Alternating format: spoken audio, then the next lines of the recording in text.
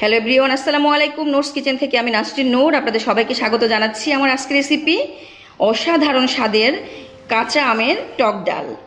রেসিপিটি অসাধারণ স্বাদের, এটা কিন্তু ভীষণ টেস্টি।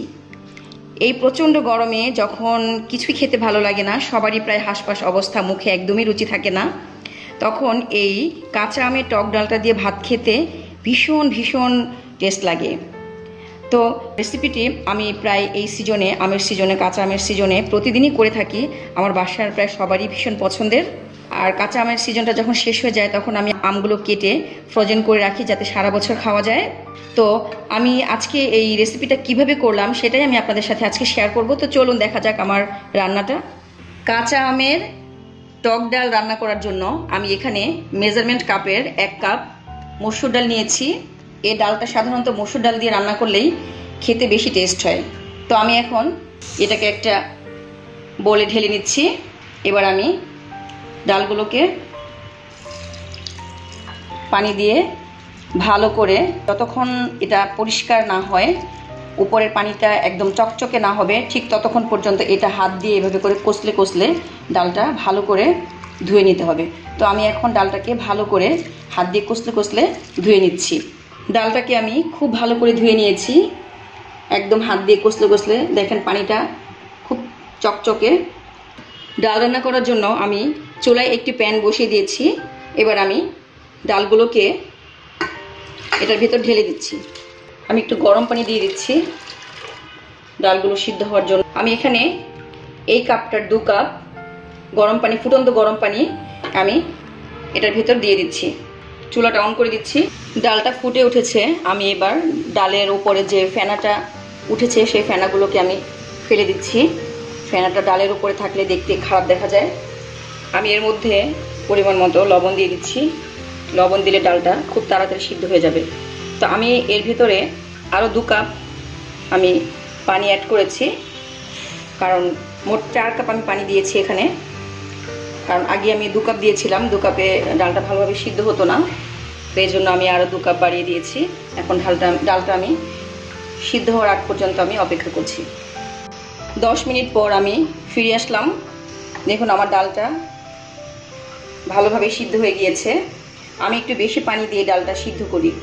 অনেকে কম পানি দিয়ে সিদ্ধ করে, আমি একটু বেশি পানি দিয়ে সিদ্ধ করি, যার কারণে ডালটা ঘুটতে একটু সহজ হয়। এখন আমি ডালটাকে ঘুটে দিব। আমি চুলার আঁচটা কমিয়ে একটা ডাল ঘুটুনির সাহায্যে এখন ডালটাকে ভালো করে ঘুটে দিব। ডালটাকে আমি খুব সুন্দরভাবে একদম মিহি করে আমি ডালটাকে ঘুটে নিয়েছি। এবার আমি ডালের ভিতরে আরও ফুটন্ত গরম পানি আমি দিয়ে দিচ্ছি। আমের টক ডালটা একটু পাতলাই খেলে বেশি ভালো লাগে। আমি একটু সাধারণত এই ডালটা একটু পাতলা করে রান্না করি। এই ডালটা ঘন করে রান্না করলে খুব একটা বেশি টেস্ট হয় না, ডালটা পাতলা করে রান্না করলে অনেক বেশি টেস্ট হয়।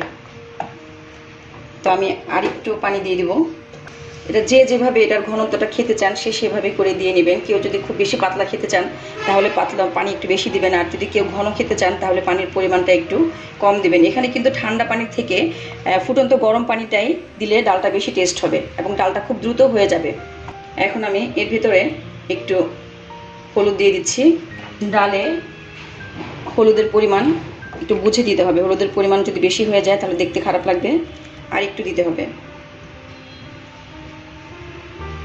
এবার কালারটা একদম পারফেক্ট, একদম ঠিক আছে। এবার আমি ডালের ভিতর একটু পেঁয়াজ কুচি দিয়ে দিচ্ছি। আমি এখানে 3টা কাঁচামরিচ এভাবে ফালি করে দিয়ে দিচ্ছি।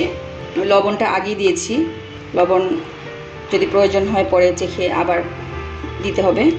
এখানে আমি একটা আম, বড় সাইজের একটা আম আমি এখানে লম্বা লম্বা পিস করে আমি কেটে নিয়েছি।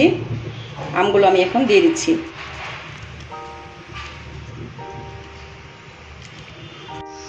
চুলার আঁচটা একটু বাড়িয়ে দিয়েছি। এবার একটু নেড়ে দিচ্ছি।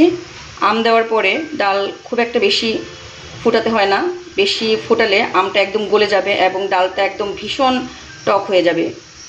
এজন্য কয়েকটা বলক আসলে আমি চুলাটা অফ করে দিব।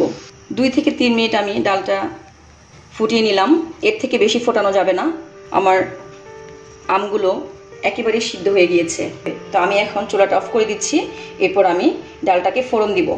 ডালটা ফোড়ন বা বাগার দেওয়ার জন্য আমি একটা ছোট প্যান বসিয়ে দিয়েছি চুলায়।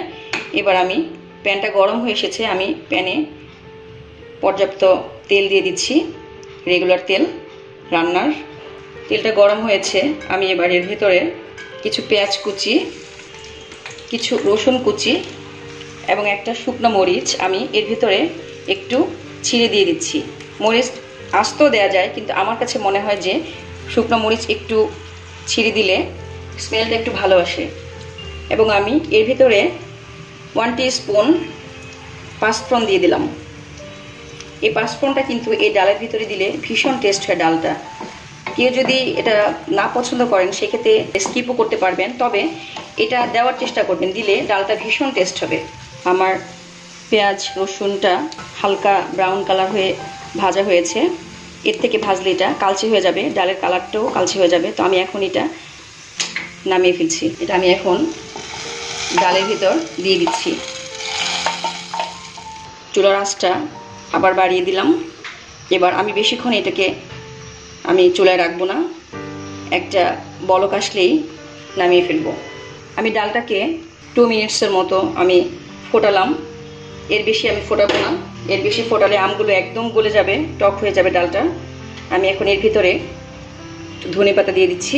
ধনেপাতাটা কারো বাসায় যদি না থাকে, বা এই সিজনে তো আসলে ধনেপাতাটা একটু রেয়ার, থাকলে আপনারা দিবেন, না থাকলে এটা না দিলেও চলবে।